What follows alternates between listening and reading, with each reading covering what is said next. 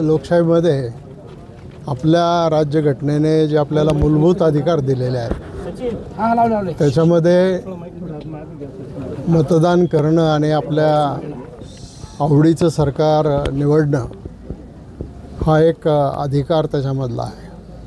आणि त्यामुळं आज मला या ठिकाणी मतदानासाठी यायचंच होतं. ते मी येऊ शकलो. काही कारणामुळं एक छोटीशी दुखापत झाल्यामुळं मला अन्य साधनांचा उपयोग करावा लागला. पण एकंदरीत मतदान केल्यावर माझ्या मनामध्ये आनंद आहे. वातावरण काय आहे? खरं तर तुम्ही जरी तुम्हाला फिरता नाही आलं आजारपणामुळं, पण तुम्ही अपडेट घेत होता, आव्हान करत होता हॉस्पिटलमधनं आम्ही बघितलेलं आहे. नाही, मी असं आहे की गेले 1.5 महिना हॉस्पिटलमध्ये होतो आणि हॉस्पिटलमधून मी निवडणूक पण मॉनिटर करत होतो आणि आढावा पण घेत होतो.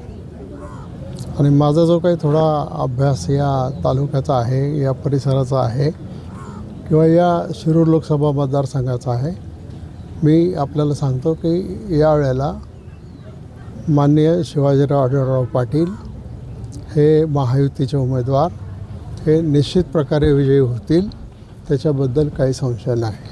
साहेब, पहिल्यांदाच तुम्हाला इतर वेळेस तुम्ही मतदान प्रक्रियेमध्ये सहभागी होता प्रचारात, पण यावेळेस तुम्हाला कुठे सभांमध्ये सहभागी होताना आलं नाही तब्येतीच्या कारणास्तव.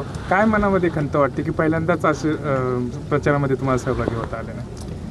खरं तर या शिरूर लोकसभा मतदारसंघाची संपूर्ण जबाबदारी मी घेत असतो गेले अनेक वर्ष.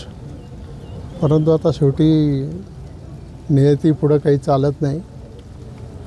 जरा थोडीशी जरी मोबिलिटी असती तरी जाऊन सभांमध्ये भाषणं करणं वगैरे, मतदारांना अपील करणं हे करता आलं असतं. परंतु दुर्दैवाने ते झालं नाही. पण मी आपल्याला सांगतो की आमचा हा पक्ष जो आहे हा केडर बेस पक्ष आहे. माननीय अजितदादांच्या नेतृत्वाखाली सगळ्या कार्यकर्त्यांनी अतिशय झटून काम केलेलं आहे आणि त्यामुळं हा उमेदवार निश्चित निवडून येईल. सर, पण आरोप प्रत्यारोप आहेत तिकडच्या साईडनं. ज्या उमेदवाराला तुम्ही गेल्या मागच्या पंचवर्षामध्ये निवडून आणलं होतं, तुम्ही स्वतः प्रचार केला होता. दादा पण अनेकदा म्हणतात की दिलीप वळसे पाटील आणि माझ्या मते निवडून आले, पण आता तुमच्यावरती अनेक आरोप प्रत्यारोप होत आहेत. राष्ट्रवादी काँग्रेस फुटल्यानंतर तुमचे जे उमेदवार आहेत ते करतात, कसं उत्तर द्या? दमबाजी करतायत काय तरी जनताच उत्तर देईल दमबाजीला दादांचं. तुम्ही मला 30-35 वर्ष ओळखताय. दमबाजी करणं किंवा आणखीन काय करणं अशा प्रकारचं एखादं तरी उदाहरण दाखवा मला. तुमच्यावर नाही, दादांवर त्यांनी ते आरोप केलेत पर्टिक्युलरली. असं आहे, खरं तर लोकसभेच्या निवडणुकीमध्ये राष्ट्रीय प्रश्नांची चर्चा झाली पाहिजे.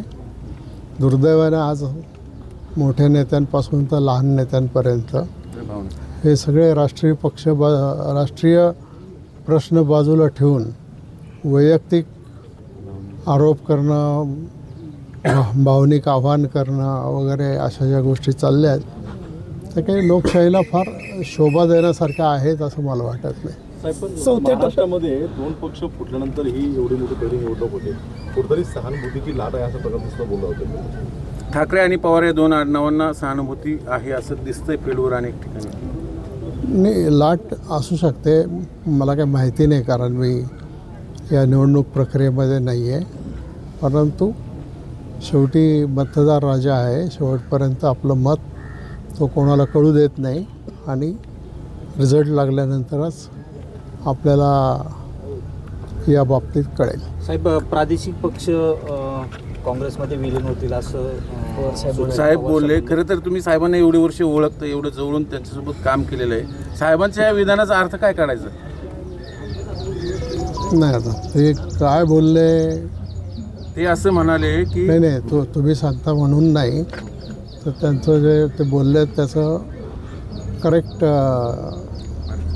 जे काही क्लिप असेल ते ऐकल्याशिवाय त्याच्यावर मला मत देता यायचं नाही. साहेब, अनेक दिवसानंतर आज तुम्ही जुन्या तुमच्या सहकार्यासाठी मतदान करताय, कसं मनात आनंद व्यक्त करताय? आज अनेक दिवसानंतर एक जुने सहकारी तुमच्या पक्षात आलेत आणि त्यांना तुम्हाला मतदान पहिल्यांदा करण्याचं हे होते भाग्य होते अनेक वर्ष. बघा, ह्याच्यामध्ये कसं असतं, ह्याच्यामध्ये उमेदवार हा असतोच, परंतु मुळामध्ये पक्ष आणि पक्षाने घेतलेली भूमिका, त्या भूमिकेच्या बरोबर कार्यकर्त्यांनी सतत राहिलं पाहिजे. आणि शिवाजीराव आढळराव ते माझे मित्रच होते पूर्वी, नंतर ते दुसऱ्या पक्षात गेले, 3 वेळा खासदार झाले. आता पुन्हा त्यांना पक्षाने संधी दिलेली आहे, तर त्याच्यासाठी सगळे कार्यकर्ते जीव लावून काम करत आहेत.